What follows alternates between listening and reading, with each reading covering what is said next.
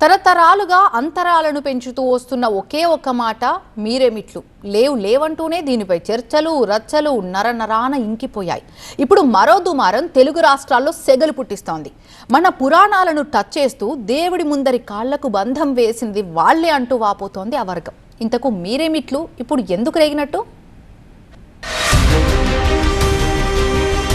దేశంలో కుల వ్యవస్థపై చర్చలు వేడెక్కుతున్న నేపథ్యంలో వివిధ సామాజిక వర్గాల మధ్య అభిప్రాయ భేదాలు మరోసారి బగ్గుమంటున్నాయి. ఈ పరిణామాలకు కేంద్ర బిందువుగా నిలిచింది ఎంఆర్పీఎస్ వ్యవస్థాపకుడు మందకృష్ణ మాదిగ తాజాగా చేసిన వ్యాఖ్యలు. జ్ఞానం ఎవరి సొత్తు కాదు, అందరిది. కానీ కొందరికే సొత్తైనట్లు కొందరు వ్యవహరించిన తీరు యావత్ భారతం ఖండించాలంటున్నారాయన. అసలు దేశంలో కుల వ్యవస్థకు బ్రాహ్మణులే కారణమని, పురాణ కాలం నుంచి బ్రిటిషర్ల దాకా అదే ఆధిపత్యం కొనసాగిందని ఆరోపించారు. అంటే కొన్ని వేల సంవత్సరాలుగా బ్రాహ్మణుల ఆధిపత్యమే, అది హిందూ రాజుల దగ్గరైనా, అదే సమయంలో వాళ్ళు ముస్లిం రాజులైనా, వాళ్ళు బ్రిటిష్ ఇండియా పాలనలైనా మొత్తం బ్రాహ్మణుల పెత్తనమే, బ్రాహ్మణుల ఆధిపత్యమే. కాబట్టి ఆ బ్రాహ్మణుల ఆధిపత్యాన్ని ఎవరైనా ఛాలెంజ్ చేస్తే దాన్ని తట్టుకోకుండా ఇబ్బంది పెట్టిన రోజులు కూడా స్పష్టంగా కనిపిస్తున్నాయి. ఎస్సీ వర్గాలకే కాదు, ఇతర వర్ణాల వాళ్లు బ్రాహ్మణులతోనే నష్టపోయారంటున్నారు మందకృష్ణ. రామాయణంలోనూ దళిత కులాలను ఎదగనీయకుండా చేసింది బ్రాహ్మణులేనని, ఇటు మహాభారతంలోనూ దళిత యోధులు పెరగకుండా చేసింది బ్రాహ్మణులేనంటూ శంభుడు ఏకలవ్యుల కథను వినిపించారు మందకృష్ణ. తన బిడ్డ మరణానికి రాజ్యంలో జరుగుతున్న ఏదో అధర్మమే కారణమని ఆ బ్రాహ్మణుడు రామసభలో వాపోతాడు. అకాల మరణాలు సంభవించకూడదంటే ఎక్కడో ఒక చోట ధర్మ విరుద్ధమైన కార్యక్రమం జరుగుతుందని నారదాముని రాముడికి వివరిస్తారు. శంభూకుని తపస్సు, ఆ ధర్మం ఏమిటో తెలుసుకోవడానికి రాముడు దేశవ్యాప్తంగా వెతుకుతుండగా దక్షిణ దిశలో ఒక సరస్సు దగ్గర ఒక వ్యక్తి తలకిందులుగా తపస్సు చేస్తూ కనిపిస్తాడు. రాముడు అతడిని సమీపించి, నువ్వు ఎవరు, ఎందుకు ఈ కఠిన తపస్సు చేస్తున్నావు అని అడుగుతాడు. అప్పుడు ఆ వ్యక్తి, నేను శంభూకుణ్ణి, శూద్రుణ్ణి, స్వర్గానికి వెళ్ళాలనే కోరికతో ఈ తపస్సు చేస్తున్నా అని చెప్తాడు.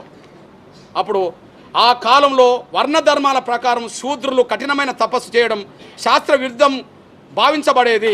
త్రేతాయుగం ధర్మ ప్రకారంగా శంభూకుడు చేస్తున్న ఈ అధర్మ తపస్సు వలనే బ్రాహ్మణ బాలుడు మరణించాడని భావించి రాముడు శంభూకుని తల తీసేస్తాడు, శంభూకుని చంపేస్తాడు. ఈ ధర్మాన్ని సృష్టించింది ఎవరు? ఆ త్రేతాయుగంలో అట్లాంటి ధర్మాన్ని సృష్టించింది ఎవరు? బ్రాహ్మణులేగా. గురువును నువ్వు గౌరవిస్తున్నావు కాబట్టి గురుదక్షిణ ఇవ్వాలి కదా అని అడుగుతాడు కదా. గురుదక్షిణ ఇవ్వడానికి ఏకలవ్యుడు సిద్ధపడతాడు కదా. ఆ సిద్ధపడ్డ సమయంలో ఏకలవ్యుడు అనే నా గిరిజన ఆయన బొటన వేలు ఇస్తాడు కదా. ఆ బొటన వేలు ఇవ్వడం అంటే విలు చూసి కొట్టడానికి అవకాశం లేకుండా చేస్తాడు కదా. అసలు మందకృష్ణకు ఈ స్థాయిలో కోపం రావడానికి, బ్రాహ్మణులే కుల వ్యవస్థకు కారకులన్న విమర్శలు చేయడానికి కారణం ఓ వీడియో. తెలంగాణ బ్రాహ్మణ్ అసోసియేషన్ కి సంబంధించిన మీటింగ్ లో కొందరు చేసిన కామెంట్లకు కౌంటర్ గా మందకృష్ణ ఈ వ్యాఖ్యలు చేశారు. అయితే వాళ్ళు ఆ ప్రెస్ మీట్ పెట్టడానికి కారణం కూడా అంతకు ముందు మందకృష్ణ మాదిగ చేసిన కొన్ని ఆసక్తికర వ్యాఖ్యలే కారణమన్నది వాళ్ల మాటల్లో కనిపిస్తోంది. త్రేతాయుగం నాటి చర్చ తీసుకురావటం జరిగింది. రాముడు రావణాసురుడితో యుద్ధం చేసినప్పుడు వానరులు సాయం చేశారు. వానరులు అడవిలో ఉంటారు కాబట్టి వారు ఆదివాసులని. అసలు త్రేతాయుగంలో కుల వ్యవస్థ అనేదే లేదు. అదేవిధంగా జాంబవంతుడు కుమార్తెని కృష్ణుడు చేసుకున్నాడు కాబట్టి పెళ్ళి, కృష్ణుడు మా బావగారు అవుతారన్నాడు. కృష్ణుడు ఒకటే మాట అన్నాడు, దేవతలు మంత్రం ఆధీనంలో ఉంటుంది, మంత్రం బ్రాహ్మణుల ఆధీనంలో ఉంటుంది అని చెప్పి బ్రాహ్మణుల కాళ్ళు గడిగి నీళ్లు చల్లుకున్న వ్యక్తి శ్రీకృష్ణుడు. ఈ వ్యాఖ్యలను ఉదాహరణగా తీసుకుని మందకృష్ణ మాదిగ ఘాటుగా స్పందించినట్లు తెలుస్తోంది. అంబేద్కర్ రాజ్యాంగం, ఆర్ఎస్ఎస్ పాంచజన్యం లాంటి పుస్తకాల్లోనూ బ్రాహ్మణుల ఆధిపత్యంపైనే ప్రస్తావనలు ఉన్నాయని చదివి మరీ వినిపించారు. అంతటితో ఆగలేదు. అంబేద్కర్ రాజ్యాంగం నుంచి ఆర్ఎస్ఎస్ పత్రికల వరకు చదివి వినిపిస్తూ తన వాదనను బలపరిచే ప్రయత్నం చేశారు. ఆ రామానుజాచార్యుల గురించి గొప్పగా ప్రధానమంత్రి గారు మాట్లాడుతాడు ఒక మాట, మన గౌరవ నరేంద్ర మోడీ గారు. సమాజంలో భేదాలు సృష్టించి మనుషులను వేరు చేసే ఏ మతాన్నైనా, సాంప్రదాయాన్నైనా, పరంపర అయినా సరే రామానుజులు వ్యతిరేకించేవారు. అటువంటి వ్యవస్థను ధ్వంసం చేయడానికి, మార్పు తేవడానికి తన శక్తిని మొత్తం దారపోశాడు. ఏ వ్యవస్థను? అసమానతలు సృష్టించే వ్యవస్థను ధ్వంసం చేయడానికి రామానుజాచార్యులు ముందుకొచ్చిండు అని చెప్పాడు. మనకు ఆదర్శం కావాల్సింది ఎవరు? బ్రాహ్మణ సమాజానికి ఆదర్శం కావాల్సింది ఎవరు? ఈయన బ్రాహ్మణుడే. కానీ ఏళ్ల మీద లెక్క పెట్టే బ్రాహ్మణ పెద్దలోమో సమాజాన్ని, అసమానత లేని వ్యవస్థను కోరుకున్నారు. కానీ 80% బ్రాహ్మణులు మాత్రం ఈ వ్యవస్థ ఇలా ఉండాలి, అందరు మా కాళ్ళ కూడా ఉండాలి అని చెప్పి వీళ్ళు కోరుకుంటున్నారు. మేము రామానుజాచార్యులను గౌరవిస్తాం, ద్రోణాచార్యులను వ్యతిరేకిస్తాం. ఇంతకీ బ్రాహ్మణుల వల్లనే కుల వ్యవస్థ ఏర్పాటైందా? రాజులు, సామంతులు, బ్రిటిషర్ల కాలం నుంచి ఇప్పటిదాకా ఆ సామాజిక వర్గమే పెత్తనం చేస్తోందా? ఇదే ప్రశ్నకు సమాధానమిచ్చారు అఖిల భారత బ్రాహ్మణ ఫెడరేషన్ అధ్యక్షుడు ద్రోణం రాజు రవికుమార్. కుల వ్యవస్థనే కాదు, అసలు రిజర్వేషన్లే రద్దు చేయాలంటున్నారు ద్రోణం రాజు. మందకృష్ణ వక్రీకరిస్తే అది చరిత్ర అయిపోతుందా అంటూ ప్రశ్నించారు.